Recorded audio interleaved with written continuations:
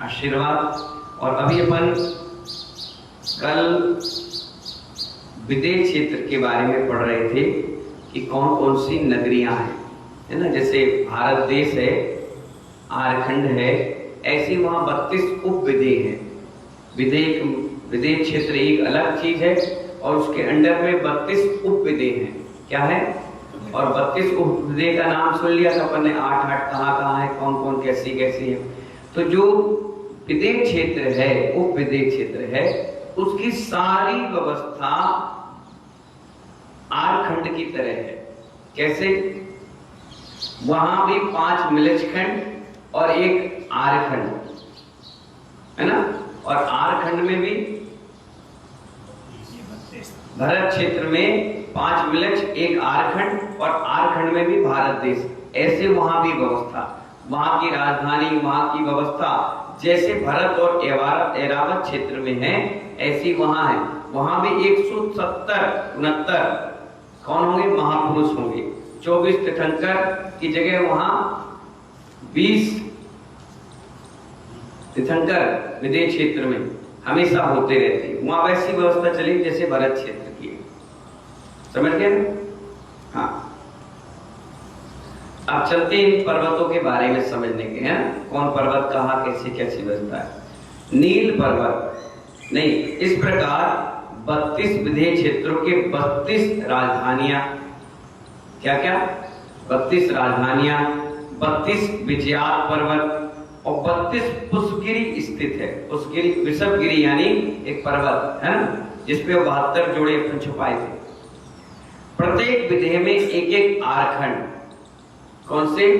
प्रत्येक विदेश क्षेत्र में एक एक आर्यखंड और 5-5 मिलजखंड होते हैं। कितने? हाँ, आर्यखंडों में तीर्थंकर आदि सलाका पुरुष उत्पन्न होते रहते हैं। समझ गए ना? नील पर्वत, आप किसके बारे में चर्चा करेंगे अपन? नील पर्वत के। विदेश क्षेत्र के उत्तर और रम्यक क्षेत्र के दक्षिण में दोनों क्षेत्रों को विभाजित करने वाला नील पर्वत है। इसका वर्ण बैडूढ़ मणिमय है। बैडूढ़ मणि आती है, कौन सी मणि? बैडूढ़ मणि, तो उसकी जैसे है। इस प्रकार पूर्वत यानी पहले की तरह उस पर्वत पे भी 9 कूट हैं। कितने कूट हैं? जिसमें ईशान कोण के कूट पे एक जिनालय है, बाकी सब 8 के 8 फैले हुए हैं। ठीक है ना? 8 कैसे फैले? 2 इधर, 2 इधर, 2 इधर, 2 इधर, ये एक एक इधर फैल गए, ऐसे 8 हो गए चारों दिशाओं में, और बीच में 1 हो गया, तो कितने कोट हो गए? इसलिए अपने यहाँ 9 का संख्या बहुत अच्छी मानी गई। बीच में 1 और चारों दिशाओं में रहोगी 8, है ना। इनमें पूर्व दिशा के सिद्धार्थन कूट में जिनालय, शीर्ष कुटर में वैद्यर देवों का भवन होता है। किसका भवन होता है? ऐसे हर पर्वत पे आपको मिलेगा, कभी कोई मिलेंगे। भगवान का जिनालय तो जरूर मिलेगा। इसके मध्य केसरी नाम का तालाब है। तिगिंच केसरी बोलते हैं, अभी नाम लिखा है 14। उससे सीता और नरकांता नदियां निकलती हैं। कौन सी नदियां? सीता और नरकांता। इसका विस्तार भी निषद पर्वत के बराबर होता है। कितना लंबा चौड़ा है? निषद पर्वत के हिसाब से। ज्यादा लिखा नहीं आचार्य, ज्यादा लिखते तो मोटी हो जाती वो, उन्हें कहती है उसी के जैसा। जैसी व्यवस्था यहाँ है ऐसे वहां है, बस इतनी बात में आप समझ जाइए। अब इसके बाद आया रम्यक क्षेत्र। निषद, नील, रम्यक क्षेत्र है ना, ये क्षेत्र है ना।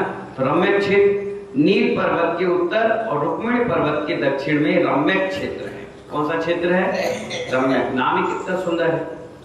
इसका समस्त कथन हरि क्षेत्रवत यानी हरि क्षेत्र का जो व्यवस्था है वही की वही सेम टू सेम रम्यक क्षेत्र में भी रहेगी। एम्पिनेशन समझ में आ रहा है ना? यहाँ नारी और नरकांता नदियां बहती हैं। कौन सी नदियां बहती हैं? नारी और नरकांता। अब रम्यक क्षेत्र के बाद रुक्मिण पर्वत आता है। अभी पर्वत आ गया, मैंने बताया था ना, एक क्षेत्र एक पर्वत फिर एक नदी, इस टाइप की 2 नदियां 3 नदियां, ये अलग अलग व्यवस्थाएं हैं। रुक्मिण पर्वत रम्यक और हिरण्यवत क्षेत्र के विभक्त करता हुआ है। 2 क्षेत्र है और बीच में एक पर्वत है, तो डिवाइड हो गया ना, एक क्षेत्र यहाँ हो गया, एक क्षेत्र यहाँ। तो कौन कौन से क्षेत्र है वो? रम्यक और हिरण्यवत। क्षेत्र को विभक्त करता है। इस पर्वत पर महापुंडरीक नाम का तालाब है। कौन सा तालाब है?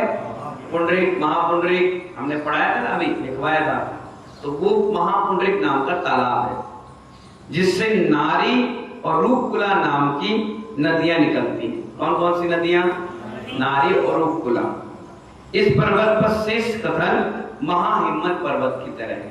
क्षेत्र की तरह है और पर्वत की तरह है। 2 कॉपी है बिल्कुल, है ना। अब इसके बाद आ गया रुक्मिणी पर्वत के बाद क्षेत्र। अभी पर्वत है, उसके बाद क्या आएगा? क्षेत्र है हिरण्यवत क्षेत्र। कौन सा? रुक्मिणी पर्वत के उत्तर और शिखरी पर्वत के दक्षिण में हिरण्यवत क्षेत्र है। इस क्षेत्र में सुवर्णकुला और रूपकुला नामक नदियां बहती है। कौन सी नदियां? रूपकुला नाम का। इसका समस्त कथन हेमवत क्षेत्र की तरह है। कौन से क्षेत्र की तरह? जैसा यहाँ है वैसी सारी व्यवस्था वहां है। अब आ गया शिखरी पर्वत। कौन सा पर्वत आ गया बंटी भैया? शिखरी पर्वत। शिखरी पर्वत हिरण्यवत और ऐरावत क्षेत्र को विभाजित करता है। ऐरावत क्षेत्र इधर हो गया और हिरण्यवत क्षेत्र यहाँ हो गया, है ना, उसके बीच में आ गया। इस पर्वत पर पुंडरीक नाम का तालाब होता है। कौन से तालाब? लिख लो। पुंडरीक नाम का तालाब होता है, जिसमें स्वर्णकुला और रक्ता रतुदा नदियां बहती है। रक्ता 3 नदियां हो गई, स्वर्णकुला, रक्ता, रतुदा। एक स्थान से एक यहाँ बह गई और 2 इधर कोने में बह गई, है ना। इसका शेष कथन हिमवान पर्वत की तरह ही है। इसके हाँ, अब आ गया, ये तो हो गया पूरा एरिया भारत क्षेत्र का। 5 आरखंड और 6 एक आरखंड, 5 मलजखंड। अब बीच में आ गया विदेह क्षेत्र। अब आ जाओ ऐरावत क्षेत्र। गोला है ना, गोला के 3 हिस्से बांट दिए। बीच का विदेह क्षेत्र, इधर का भरत और इधर का ऐरावत। अब जो ऐरावत क्षेत्र आ गया है उसकी विशेषता अपन कल पढ़ेंगे। क्या पढ़ेंगे? अभी आपने क्षेत्र पढ़ लिया, एक पर्वत, नदी, तालाब और वहां क्या क्या बने थे, कितना विस्तार है, ये सब आपको पहले अपन ने बता दिया है। अब आपके लिए ऐरावत क्षेत्र है। कितने? हाँ, उसमें ऐरावत क्षेत्र में क्या व्यवस्था है, कैसे होते हैं, वो सबका सब भरत क्षेत्र का 2 कॉपी है। अब उसमें कितने कितने आएंगे वो कल बता देंगे शॉर्ट में, है ना। इसके बाद आएगा भरत क्षेत्र के अपना जम्बूद्वीप, मध्य लोक में जम्बूद्वीप के बाद लवण समुद्र। क्या आएगा? हाँ, तो लवण समुद्र भी बताएंगे। उसके बाद सूर्य चंद्रमा भी बताएंगे, ग्रह नक्षत्र तारे। जो सूर्य आज दिख रहा है वो कल नहीं आएगा, और जो कल आया था वो आज नहीं। ऐसे चंद्रमा जो आज है वो कल नहीं आएगा, और जो कल था वो आज नहीं। इसलिए 2 चंद्रमा और 2 सूरज हैं, परिक्रमा दे रहे हैं, काल परिवर्तन चल रहा है। उसे कहते हैं ज्योतिषी देव। क्या कहते हैं? सूर्य, चंद्रमा, ग्रह, नक्षत्र, तारे, प्रकीर्णक, ये सब क्या है? ज्योतिषी देव है। ठीक है ना, समझ गए ना। कल किसके बारे में पढ़ेंगे अपन? ऐरावत। अभी 2-3 दिन से अपन ने विदेह क्षेत्र पढ़ लिया, 32 उपविदेह, कैसे कैसे उनकी संरचना, कैसी व्यवस्था होती है, समझ लिए। अब अपन आएंगे किस पर? ऐरावत क्षेत्र। उसकी यही व्यवस्था है, लेकिन कैसे है वो कल बता दें। ठीक है, जब तक के लिए जय बोले आदिनाथ भगवान की। नमो हरि।